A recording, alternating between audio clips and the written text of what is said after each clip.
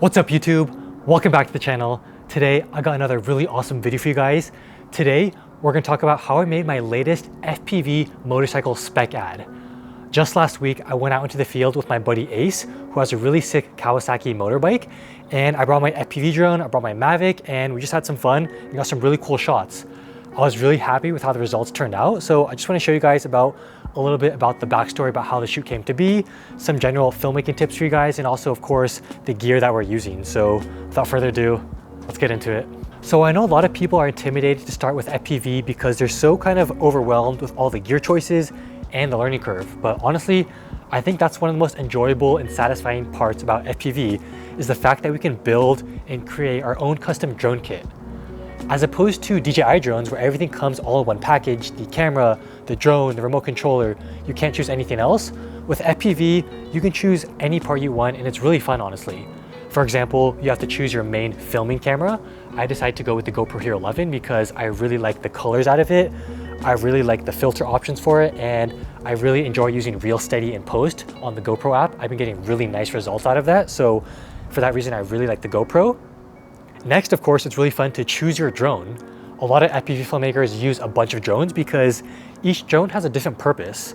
When I first started FPV, I started off with the 5-inch freestyle ones, just buzzing around, but the more experience I got and the more shots I got, I realized I really wanted to fly more Cinewhoops because honestly, with this Cinelog 35, you can fly really awesome acro freestyle, go really fast, while having that nice protection to fly around talent and around people without having to worry about hitting people and injuring people. So for that reason, I really like the Cinelog 35.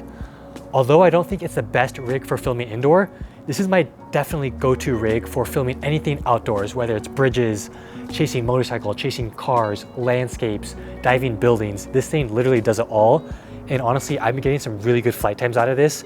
With the GoPro Hero 11 on there, I get about 5 minutes or so, and without about 7 or 8 minutes, all with the 1550 mAh LiPo battery. This is a really good battery here. All right, next of course, you can choose your own radio transmitter.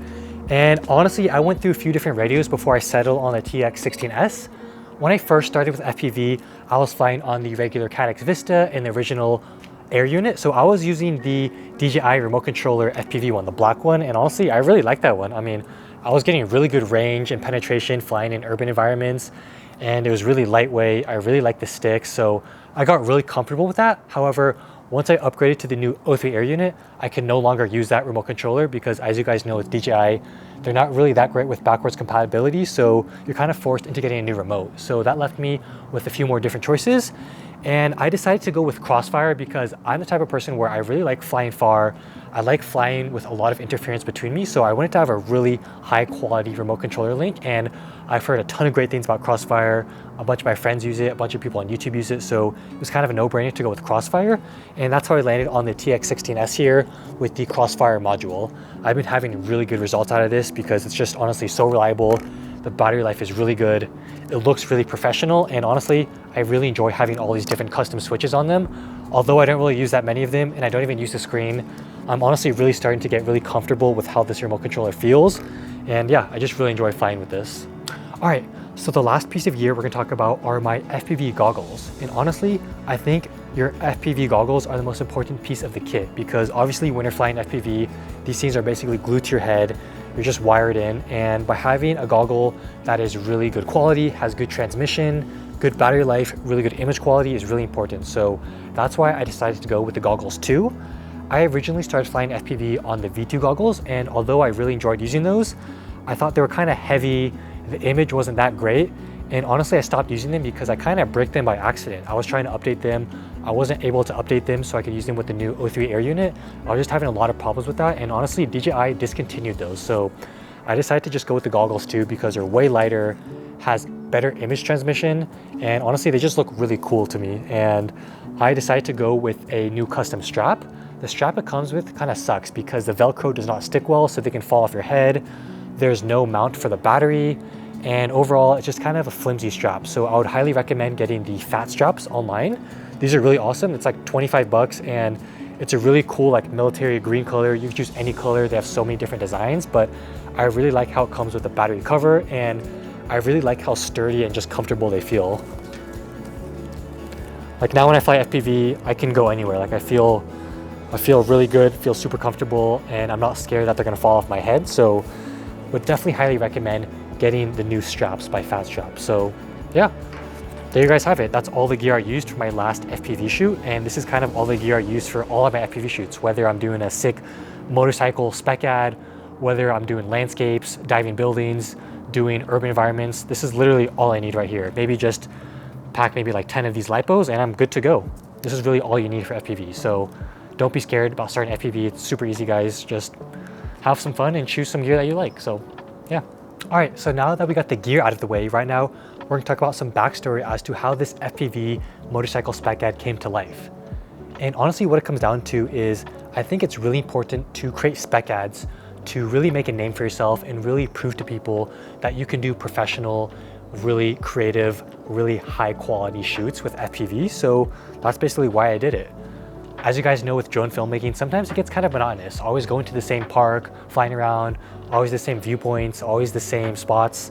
But by planning spec ads, you can really kind of get out of your comfort zone and really kind of make a really specific and really kind of breathtaking piece of work. Because by filming my friend on a motorcycle, it looks so sick and it really looks like something shot by Beverly Hills Aerials or Ross Has a Drone or any of those guys on Instagram. Because when you're able to make this content, you could really show people that you can do this as a professional and that you can get paid for this. So that's why I think doing spec work is so important, because if you're not doing spec work, it's so easy to get lazy and just kind of like freestyle around the park, go to the bando, and yeah, just always filming at landscapes and stuff. So by doing spec ads, it really forces you to practice your director skills, your aerial cinematography skills, your filmmaking skills, and not just a drone pilot.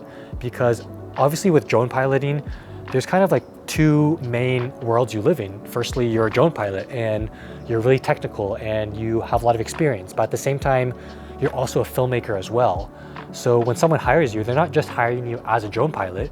They can hire a racer or anything like that, or anyone that flies drones. They're hiring you as an aerial cinematographer and a drone pilot. So by doing these spec ads, I think it really forces you to be creative and really forces you to go out of your comfort zone.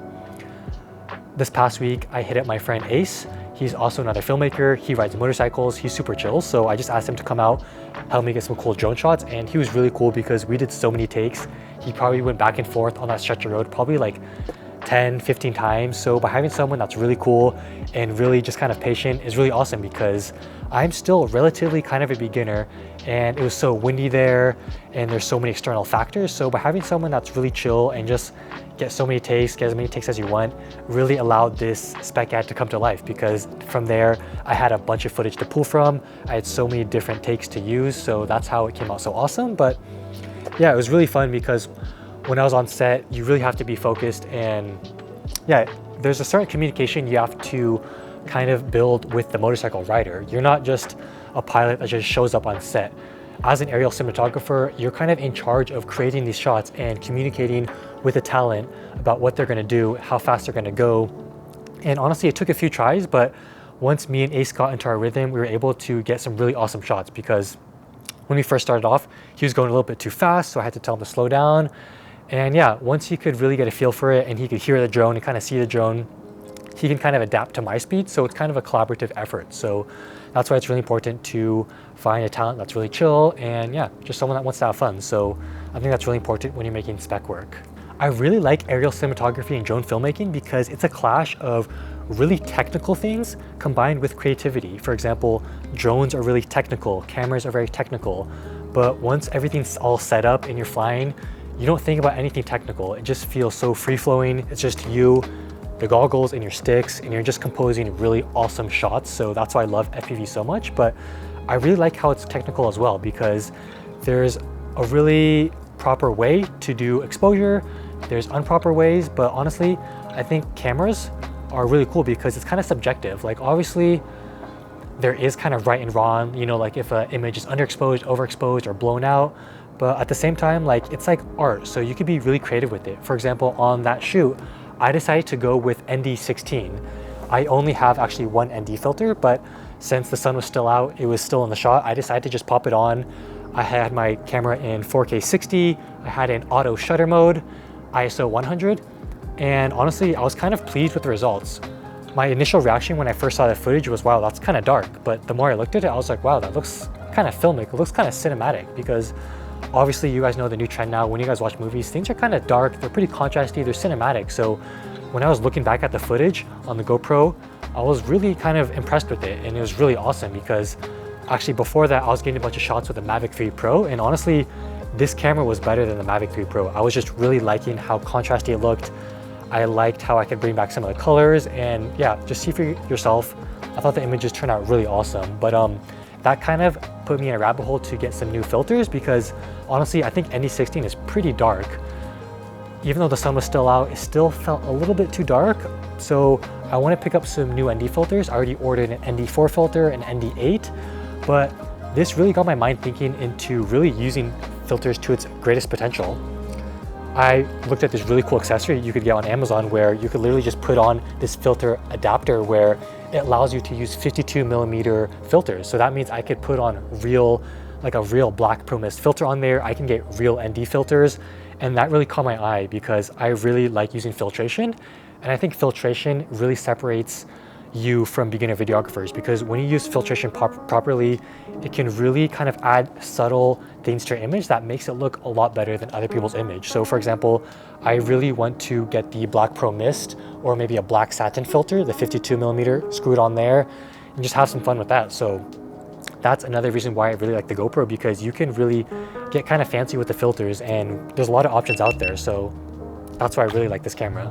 But yeah, overall, this is kind of a short video, guys. I just want to show you guys some kind of behind the scenes, some kind of backstory as to how this shoot started, and of course, these shots I got. So hope you guys enjoyed the video.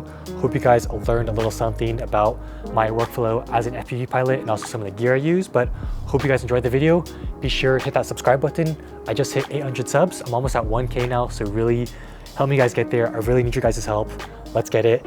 And also be sure to follow me on Instagram at Lucy'sInVisuals. So thank you guys so much for tuning in. I'll see you guys on the next one.